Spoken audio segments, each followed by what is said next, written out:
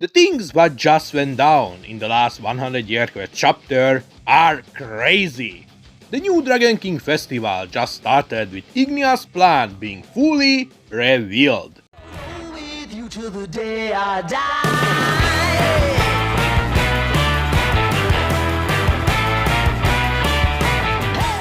The new 100-year quest chapter is insane. Mashima and Ueda didn't hold back and dropped another peak chapter. This is the third peak chapter in the row. They are on a streak right now. First we see Viernes and Aldoron, the two dragon gods, who are supposed to be dead, being resurrected by the spell, and holy shit! This panel with Aldoron is insane. Ueda did some amazing job with the artwork here. Managed to capture how menacing Aldoron truly is once again. I can't even imagine how powerful he might be now. He was the hardest to beat from all the dragon gods. Him being now far more powerful than before could make him the biggest threat from all the dragon gods. Viernes being back is also good, because he was the most disappointing out of the 5.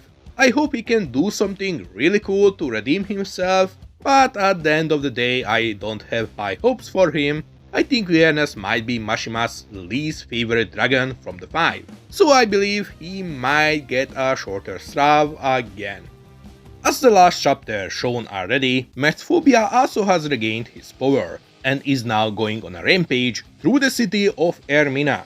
Unfortunately this time, Fairy Tail isn't there to stop him, meaning until he's subjugated, the city of Ermina could be fully destroyed, with the potential of other major nearby cities and towns being caught up in his power as well. Something what has been foreshadowed at the start of 100-year quest. Mashima been cooking this moment up since the start. The spell also affected Seline, transforming her into her dragon form. However, unlike the other dragon gods, she doesn't seem to be going on a rampage. Even though her transformation does seem to have caused some serious damage to the Diabolos guild building, she isn't actively trying to destroy or attack things around her, implying that unlike Mercphobia, she might have a degree of self-control. What could make sense considering that Irene said Seline gonna play a great role in the future. So to sum it up, all 4 of the dragon gods are back, and they are now far more powerful than they once were. This is really exciting, because this means we're gonna see 4 of them shine again, and I just can't wait to see who is gonna face them, and what type of destruction they might bring upon this world. This is so hype. Medmol also points out that a giant lacrima has appeared outside the city where Diabolos is located, and it is massive. Just for an example, this lacrima is massively larger than the lacrima created during the Edolas arc, from the magic power of Wall Magnolia. I believe this is actually the missing magic power of Selene, a Dogramag stored in a lacrima form. And after the spell got released, the lacrima returned to Selene's location for her to absorb it back. This pretty much means that the missing power of a dragon god is far larger than the combined power of the entire Fairy Tail Guild and Magnolia pre-Tenru Island arc. Just a portion of her power is enough to create a lacrima the size of a mountain. I mean, look at this shit. It is straight up larger than the mountains in the background. It is massive. Just from the look of it, there's at least 10 to 20 times more lacrima there than what was created during the Tower of Heaven arc when the tower absorbed the Ethereon Strike. Meaning just the missing power of Selene alone is enough to fire a barrage of Ethereon Strikes devastating the whole planet. She already had enough power to destroy planets. This is fully overkill.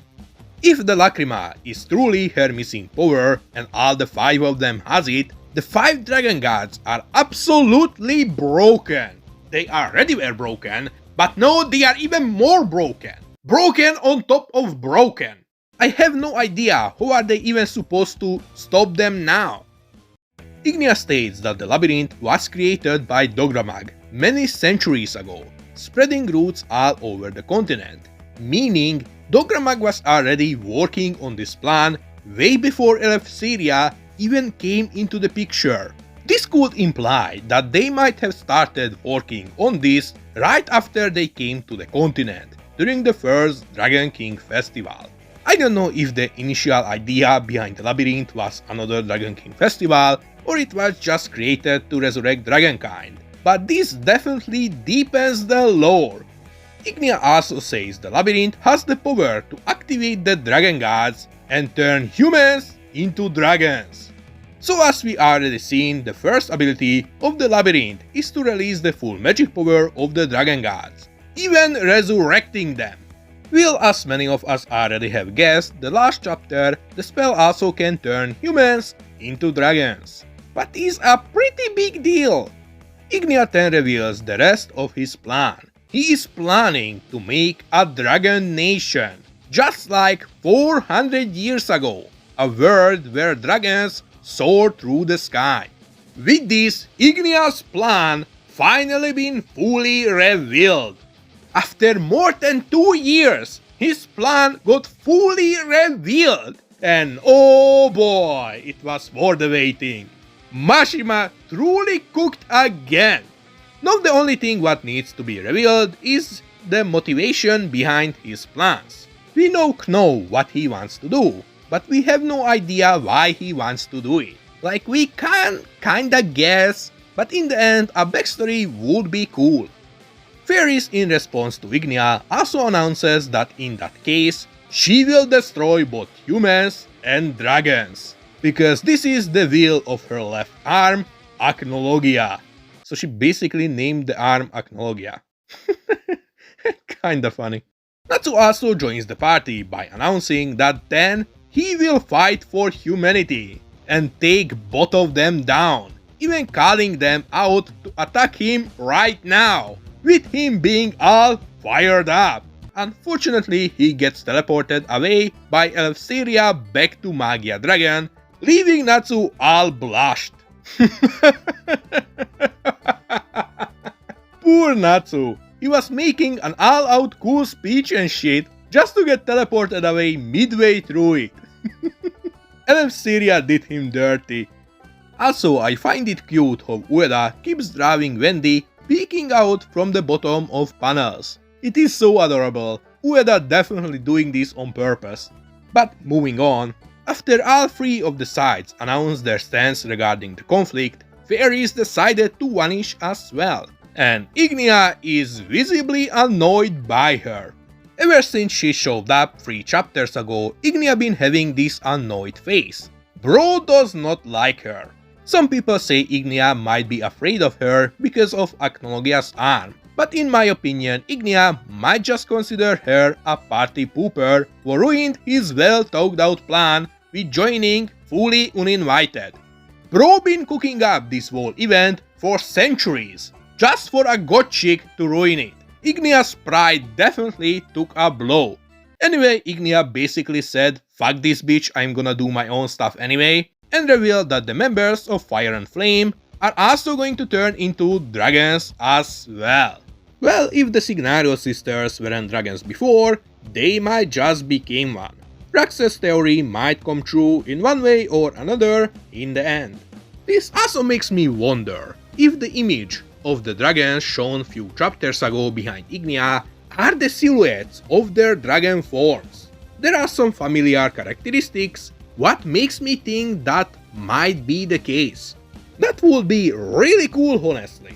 The two-headed dragon might be the Signario sisters, for example. I see some really cool potential with this. Despite the chapter being at the end, Mashima and Ueda still managed to pull another surprise out, what nobody seen coming. Faris revealed her own troops who will partake in the fight. Demons of the Book of Fairies, Horation Zex. These guys look so awesome! This is so hype. This chapter was peak already. But then Mashima and Ueda cooked again, getting us another Horation group. This was not on my list. Mashima definitely loves the sound of this name.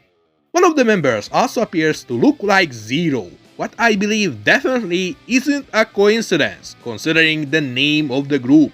Since we know that Faris got hold of Acnologia's arm during the Tartarus arc, there is the possibility that Faris resurrected Zero as a demon under her control, like how Zeref resurrected Natsu. Since if you guys remember, Zero was killed by Cobra during the exact same arc, so if Faris found the arm, she could have found the body as well. Regardless, Faris having her own book demons is really cool. Glad the concept didn't die with Zeref. I kinda wonder now who came up with the book demon idea to begin with. If Zeref made the concept, Faris could have learned it from him. If Faris was the one, then that means Zeref could have learned it from her. This could introduce some connection between the two characters. Or who knows, maybe both of them learned it from someone else.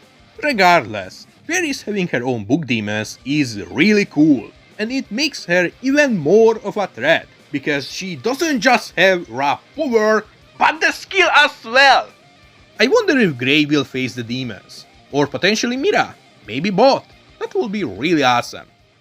This chapter was hands down insanely good. We finally learned what Ignia's plan truly is, after waiting for 2 years. We also see the comeback of the Dragon Gods, getting us ready for another round of shine and destruction by their power. This chapter also drops some lore regarding Dogramag and the Labyrinth, what has some massive potential. While at the same time we see another group of demons introduced to the story, under the command of Faris, making her a far larger threat than before. With this also potentially bringing back a well-liked villain. The sheer amount of setup this chapter had just makes me so excited for this arc. The promise this arc has is just insane. I really hope Mashima logs the fuck in this arc, because if he fumbles this, people will be more than furious. In my opinion, he should stretch this arc for at least 2 more years, with as long fights as possible, with as many fights as possible. But what do you guys think? Did you guys enjoy the chapter? I sure did.